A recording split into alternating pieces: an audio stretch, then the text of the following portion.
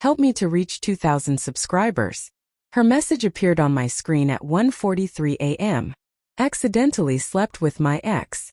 I'm so sorry. First I thought it was a prank. A sick joke sent to the wrong person. My thumb hovered over the screen, the pale blue glow reflecting in my trembling fingers. I stared at the words, waiting for them to rearrange, to shift into something else. But they didn't. They just sat there. Flat, unapologetic, permanent. The room felt smaller. My heart kicked against my ribs, erratic and loud, like it wanted to escape the truth faster than I could process it. Emily's bachelorette party was supposed to be a weekend of laughter and champagne. A wild but harmless celebration before our wedding in 10 days. 10 days. I'd spent the evening scrolling through old photos of us, stupidly sentimental, imagining how she'd look walking down the aisle. And now, in the stillness of my apartment, that dream was disintegrating one pixel at a time. I typed a reply, then erased it, then typed again. My hands were shaking. You're joking, right? No response. A thin layer of sweat formed on my back. The silence from her end was louder than any scream.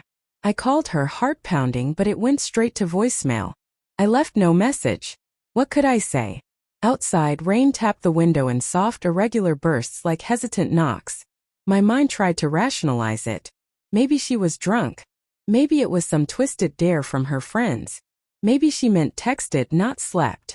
Anything but what it said. But deep down I already knew. The next morning she texted again. I don't know how to explain it. Just happened. Please don't hate me. I stared at the screen for so long I didn't realize tears were forming. They blurred her words, turning them into a watery smear of guilt and disbelief. She called an hour later. I let it ring twice before answering. Her voice was small, brittle. Daniel, please let me explain. Explain what?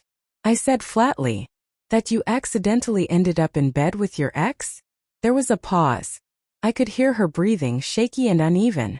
It wasn't planned, she whispered. We ran into each other at the club. He was just there.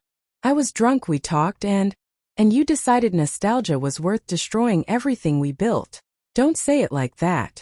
Then how should I say it, Emily? I asked, my voice breaking. How do you want me to describe what you did? Her silence was worse than her words. I could hear muffled sounds in the background, voices, movement, maybe her friends avoiding eye contact, pretending not to listen. Daniel, she said finally, I still love you. I laughed. An ugly, hollow sound. You love me? You cheated on me a week before our wedding. And you think love is still part of this conversation? I made a mistake. No, I interrupted. A mistake is forgetting to buy milk. What you did was a choice. The line went quiet. For a moment I thought she'd hung up. Then she whispered, I didn't tell you because I wanted to hurt you. I told you because I couldn't live with it. Congratulations, I said.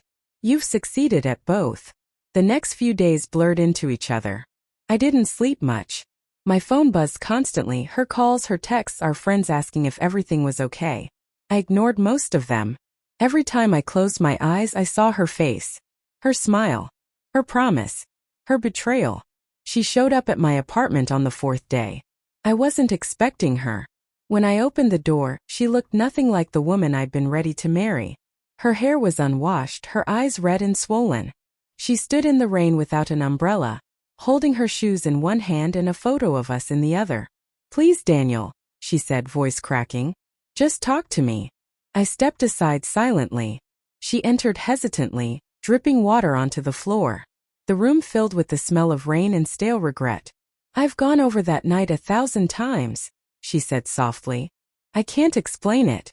It felt like I wasn't even myself. That's the thing, I said, my voice low. You were yourself. That's what hurts. She started crying then, quietly, her shoulders shaking. I wanted to hold her, to tell her it would be okay. But every part of me screamed that it wouldn't. Do you still love him? I asked. She looked up, startled. What? No. It meant nothing. People don't sleep with someone for nothing, Emily. There's always something. She didn't answer. That silence was my answer. That night I opened the wedding folder on my laptop. Guest list, menu, playlist, vows. The vows hurt the most. Her handwriting on that page. Full of promises now meaningless. I vow to always be honest with you. I stared at that line until the words blurred into something unrecognizable. Then I deleted the file. The next morning I drove to her apartment. She was packing. Her dress was hanging in the corner, still wrapped in plastic. Untouched. I looked at it, then at her. I called the venue, I said quietly. The wedding's canceled. Her lip trembled. I deserve that. No, I said. You deserve to live with it. I turned to leave, but she grabbed my arm. Daniel, please. I can't lose you. I looked at her hand on my sleeve, then at her eyes, those same eyes I'd once thought I'd grow old looking into. You already did. A week later she sent me a message. I wish I could undo it. I wish you could hate me enough to move on. I didn't reply. Instead, I went to the venue alone. It was quiet now, the decorations gone, the floor bare. I stood where the altar would have been, imagining her walking toward me, radiant and pure. But the image shattered halfway, replaced by that text. Accidentally slept with my ex. Accidentally. The word replayed in my mind until it lost meaning. A month later, she sent another message. I think I might be pregnant. My hands went cold. I didn't respond for a long time.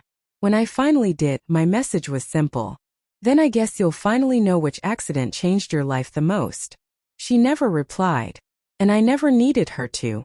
Sometimes, late at night, I still see her name light up on my phone in dreams. In those dreams she's crying, begging for forgiveness. But even in sleep I can't give it. Because forgiveness is for those who stumble. What she did was step off a cliff and drag me with her. And I'm still climbing back up from the fall.